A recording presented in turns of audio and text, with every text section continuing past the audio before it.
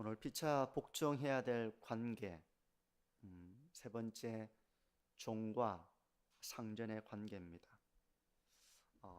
남편과 아내의 관계, 부모와 자녀의 관계, 이어서 이제 종과 상전의 관계에 대해서 말씀을 하고 있는데요. 지금은 더 이상 이제 신분제도가 없습니다. 아직도 신분제도가 있는 나라가 있겠죠. 하지만 대부분 없어졌고요. 지금은 신분제도가 없지만 이 당시에는 신분제도가 있었습니다. 그래서 종과 상전의 관계에 대해서 성경이 무엇을 말씀하고 있는지, 남편과 아내에 대해서 이 부부의 관계에 대해서 서로 피차 복종해야 될 관계가 있었다면, 종과 상전은 이제 피차 어떻게 주님의 뜻을 따라 복종하며 이 관계를 세워나가야 되는지, 오늘 이 말씀은 지금 우리하고 전혀 관계가 없다라고 생각이 드는 부분도 있겠죠. 오늘날 더 이상 신분제도가 없으니 이 말씀이 오늘 우리에게 어떻게 적용될 수 있는 말씀인지, 이런 생각을 하면서 본문의 말씀을 좀 들여다보면 좋을 것 같습니다. 먼저 종에게 주는 권면을 보시면요, 5절입니다. 종들아, 두려워하고 떨며 성실한 마음으로 육체의 상전에게 순종하기를 그리스도께 하듯 하라. 일단은 종에 대한 걸 좀 생각해 보시죠. 종, 노예죠, 노예. 당시 노예를 말하는 것입니다. 노예는 성경적으로 보면 모두 다 동일하게 하나님의 형상으로 지음받았음에도 불구하고 이 당시에는 누군가의 재산이며 소유였습니다. 그러니까 마치 가축처럼, 짐승처럼 그렇게 취급을 받은 것이죠. 못 알아들으면 채찍질을 하기도 하고, 마치 나귀에 짐을 실어가지고 일을 시키는 것처럼 그렇게 어떤 인간다운 대우라기보다는 그냥 짐승처럼, 또 그 주인의 소유로서 취급을 당했습니다. 그러니까 살아가는 그 삶의 환경도 지금처럼 이런 것이 아니었죠. 영화를 보면 이제 노예선이 아프리카에서 이렇게 노예를 잡아가지고 이렇게 바다를 건너가는 그 노예선을 보게 되면, 노예선 안이 거의 가축들을 키우는 그 우리랑 거의 비슷합니다. 잠을 자는 것도 아주 빽빽하게 잠을 자고, 막 오물과 말할 수 없는 이제 그런 거의 우리와 같은 이제 그런 환경이었던 걸 이제 볼 수 있는데요. 이 당시에도 노예들은 그런 주인의 소유, 재산. 근데 로마의 경우 노예가 그 사회에 한 어느 정도 되었겠습니까? 어느 정도 되었을 것 같습니까? 노예가 무려 30에서 40% 정도가 노예였다고 합니다. 10명 중에 3, 4명은 노예였다는 거예요.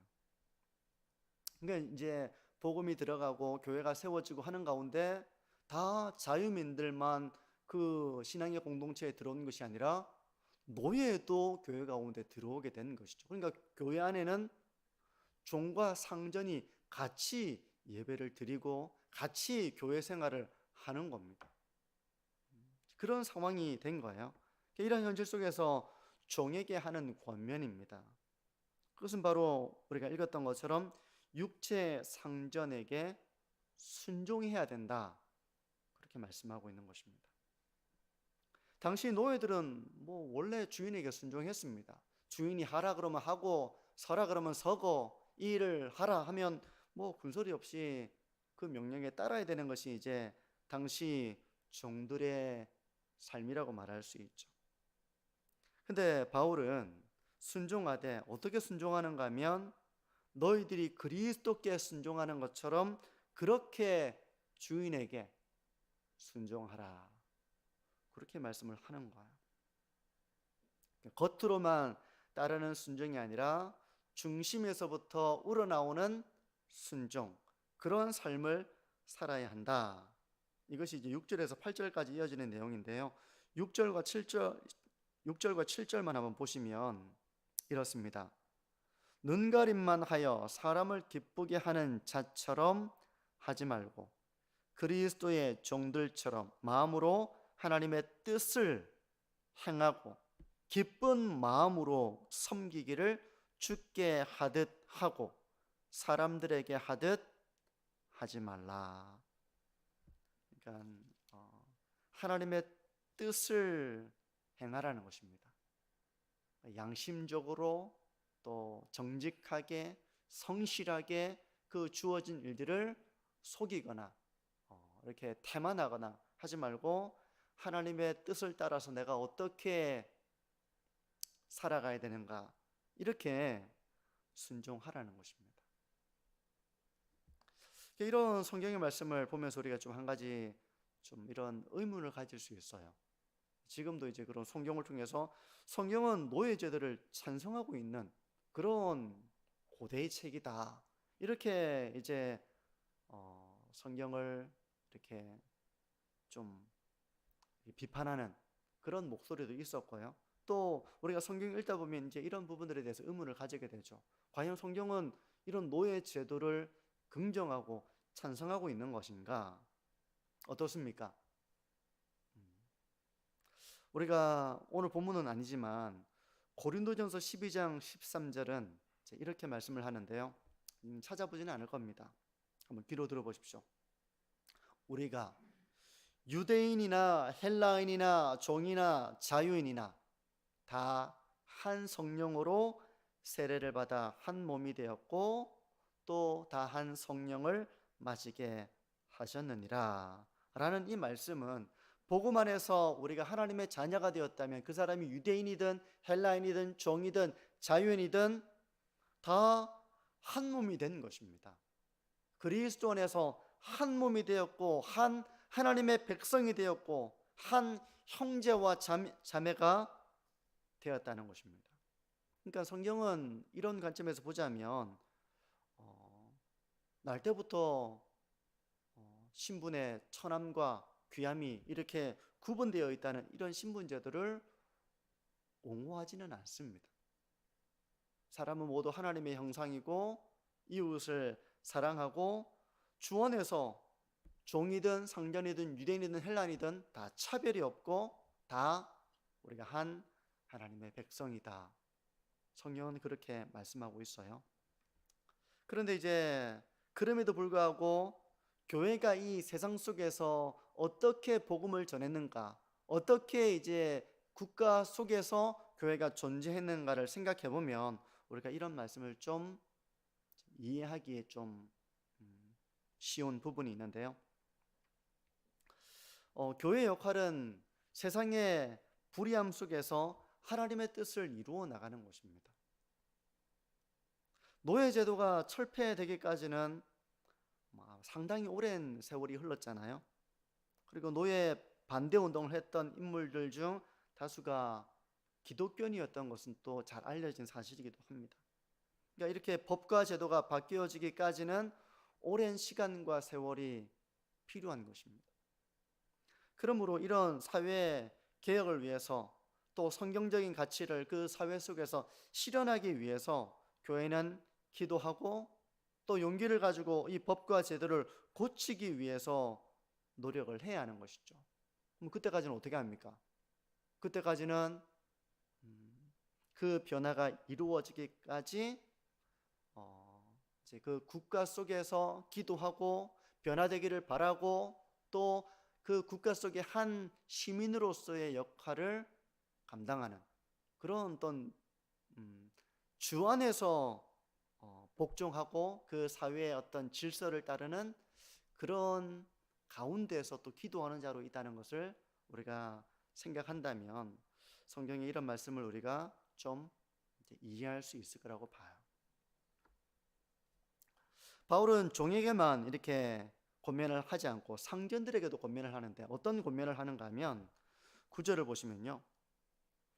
상전들아 너희도 그들에게 이와 같이 하고 위협을 그치라. 이는 그들과 너희의 상전이 하늘에 계시고 그에게는 사람을 외모로 취하는 일이 없는 줄 너희가 알미라. 상전들 역시 종들에게 함부로 행해서는 안 된다고 말씀을 하는 것입니다.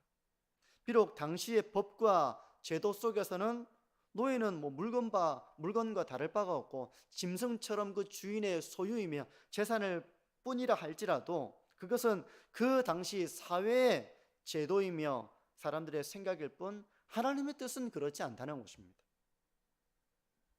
그러므로 상전들도 종들에게 위협을 그치고 그들을 잘 대해줘야 된다, 그런 말씀을 하고 있는 것이죠. 비록 세상 사람들은 한 사람이 귀족이냐 평민이냐 천민이냐 이런 것을 따라서 평가를 하겠지만 하나님이 보실 때에는 그렇게 외모로 그 사람을 판단하지 않으신다는 것입니다. 때문에 종이라고 해서 함부로 대하고 위협하고 때리고 그렇게 해서는 안 된다는 것이죠. 그러면 오늘 이 말씀을 좀 우리의 삶 가운데 좀 적용을 해보면 어떻게 적용할 수 있을까요? 오늘날 더 이상 신분제도가 존재하지 않습니다. 그러면 오늘 이 말씀은 우리와 무관한 말씀인가? 저는 우리와 무관한 말씀이라기보다는 이 성경의 그 원리, 하나님의 말씀이 가지고 있는 그 영적인 원리는 우리에게 동일하게 적용이 된다고 그렇게 생각이 되는데요. 특히 저는 오늘 이 말씀을 십계명의 5계명에 비춰서 우리에게 좀 적용을 해보면 좋겠다고 생각이 듭니다. 5계명은 무엇입니까? 부모를 공경하라는 말씀이잖아요. 근데 5계명은 부모를 공경하라는 것이지만 이 계명의 근본적인 의미는 권위자에 대한 공경입니다. 하나님이 정하신 권위자가 있다는 것입니다. 부모는 자녀를 키우도록 하나님이 권위를 부여하신 자라는 것이죠. 때문에 부모에게 순종하는 것은 결국 하나님께 순종하는 것이 되는 것입니다. 왜냐, 하나님께서 자녀를 키우도록 부모를 권위자로 세우셨기 때문에 그런 영적인 원리 속에서 부모를 공경하는 것이죠. 그래서 주 안에서 부모를 공경하고 순종하라고 하는 것입니다. 그러면 이 말씀을 좀 더 우리가 좀 넓혀서 보자면 권위자와 그 권위를 따르는 사람과의 관계 속에서 우리는 이 말씀을 적용해 볼 수가 있는 것입니다. 그래서 웨스트민스터 교리문답을 보게 되면요, 이 5계명이 요구하는 바가 뭔가 하면 윗사람과 아랫사람의 그 사이에 있는 관계에 대한 것으로 설명을 합니다. 웨스트민스터 신앙고백은 대요리문답 제 127문은 한번, 이거는 따로 자막은 없습니다. 귀로 한번 들어보십시오.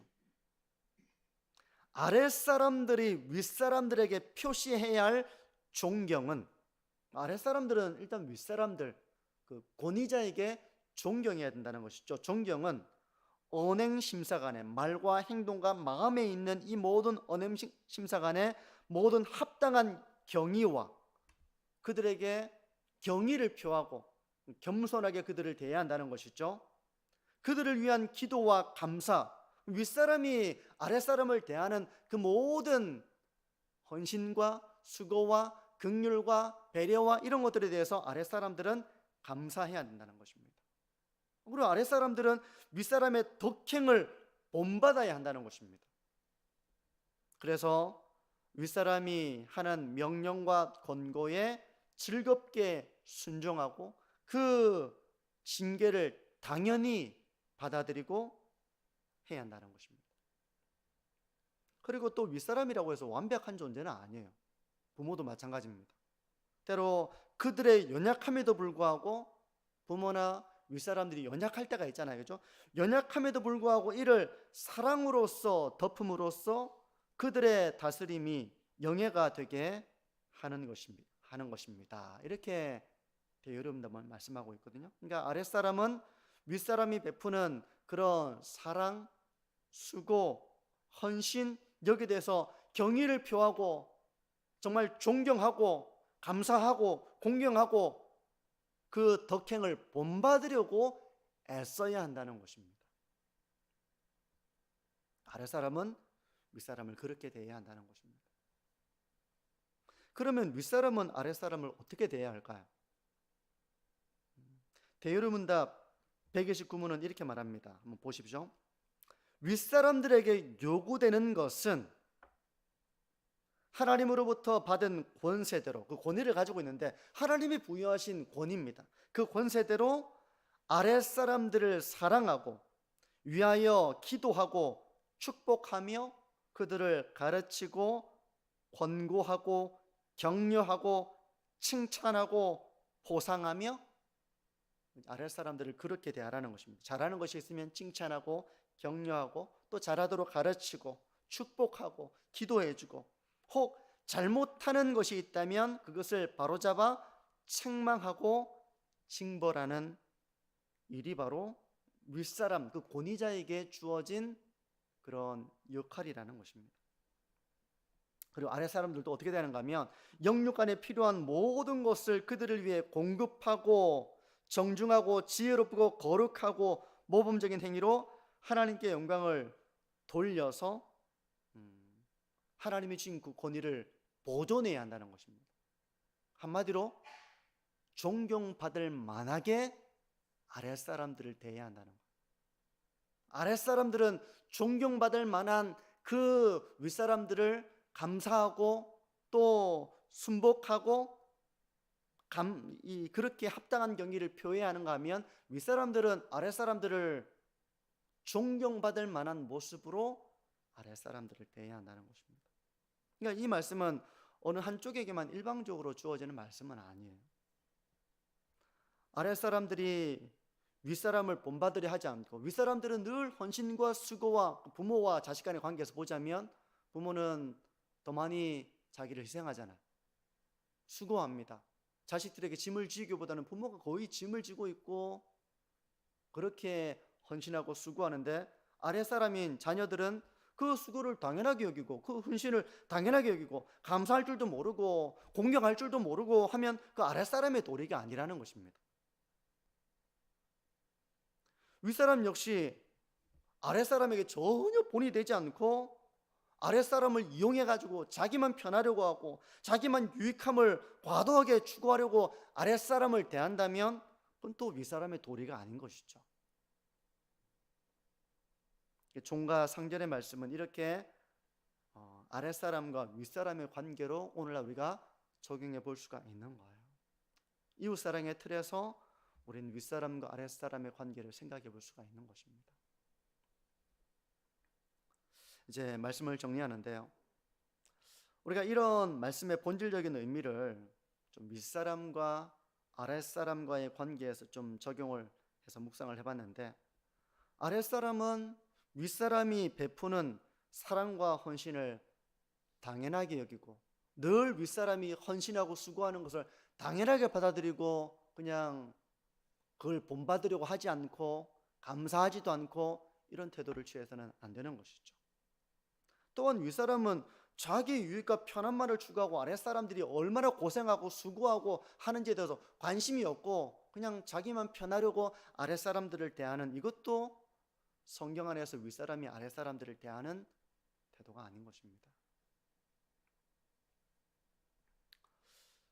오늘날 교회의 모습이 어떤가를 한번 생각해 보십시오.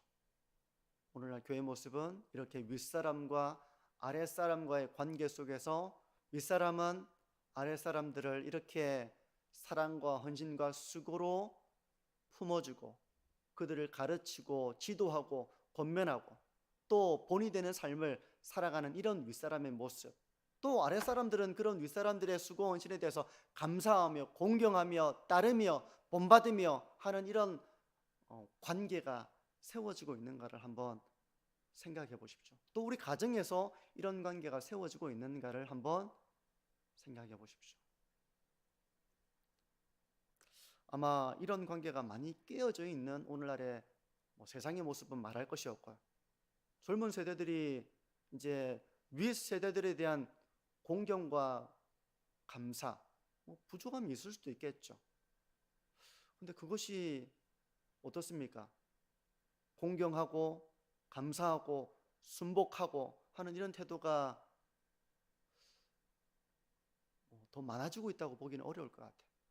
그리고 윗사람도 아랫사람들을 대할 때 참 본이 될 만한 모습으로 아랫사람들을 생각하고 이제 그런 삶의 길을 걸어가기보다는 위에 있는 사람들은 어쨌든 아래에 있는 사람들을 억압하고 착취하고 그들을 통해서 자기의 안위와 유익만을 추구하는 이런 세상의 모습이 점점 팽배해져가는 세상의 모습이라고 말할 수 있을 것입니다. 그리고 그런 모습이 가정 안으로도 들어오고 있고, 또 교회도 이런 세상의 영향 속에서 전혀 무관한 길을 걸어가진 않고, 이제 이 가운데서 우리가 신앙을 지켜내고 주님의 뜻을 따르고 하나님의 나라를 세워나가야 되는 그런 상황 속에 오늘 우리의 삶이 처해 있는 것이죠. 성도 여러분, 우리가 이런 하나님께서 피차 이런 복종을 통해서 윗사람과 아랫사람의 관계가 세워지기를 하나님은 원하십니다. 그래서 저는 우리 이 자리에는 뭐 청년들도 있고 청소년들도 있는데, 어쨌든 우리 교회에서 다음 세대를 위해서 생각이 없는 건 아니잖아요. 많이 생각하고 있고 우리가 가지고 있는 환경 속에서 부족할 수도 있습니다. 하지만 그런 것들에 대해서 감사하는 마음을 가질 줄 아는 우리 청년들과 다음 세대가 되었으면 좋겠고, 또 고마울 줄 모르는 그런 사람이 아니라 고마워할 줄 아는, 앞에서 누군가 수고하고 헌신해가지고 그 유익을 같이 누리면 그래도 고마워할 줄 아는, 당연히 뭐 담당이니까 하는 거지, 나도 했는데, 그것이 아닌 누군가 헌신과 수고와 이런 것들에 대해서 고마워할 줄 아는 그런 삶이 되었으면 좋겠습니다. 자식들이 부모에게 끝없이 요구하고 끝없이 달라고만 하고 전혀 감사와 공경이 없이 이거 해달라 저거 해달라 그걸 요구만 한다고 한번 생각해 보십시오. 그런 관계 참 힘든 관계일 거예요.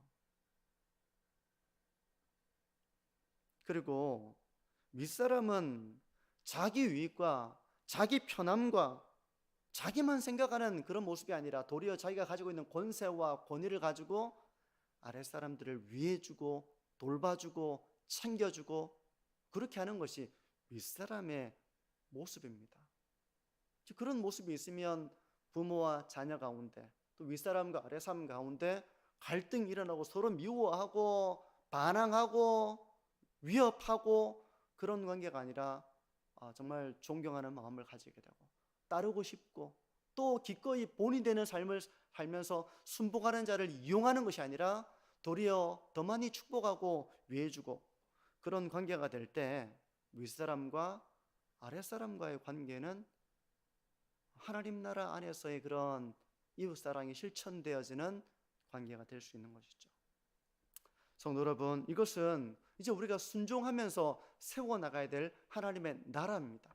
가정에서 윗사람은 아랫사람을 대할 때 그런 헌신과 수고와 희생, 본이 되는 모습의 삶을 살아가야 하는 것이죠. 그 아랫사람은 그런 것을 본받으며 감사하며 공경하며 따르며 또 책망도 달게 받는 이런 모습이 되면서 하나님의 나라가 세워지는 것입니다. 우리가 순종하지 않는다면 가정은 이 윗사람과 아랫사람과의 관계가 깨어져 버리고 말겠죠. 우리가 순종하지 않는다면. 우리가 순종하지 않는다면 교회에서도 영적인 질서가 없고 윗사람과 아랫사람과의 관계가 깨어져 있어서 본이 되지도 않고 아랫사람들은 감사하지도 않고 부딪히면 소리가 나고 하나님의 나라의 모습이 아니라 그런 사람들이 생각들과 또 사람들의 어떤 욕심 이런 것이 부딪히는 모습이 되고 말 것입니다.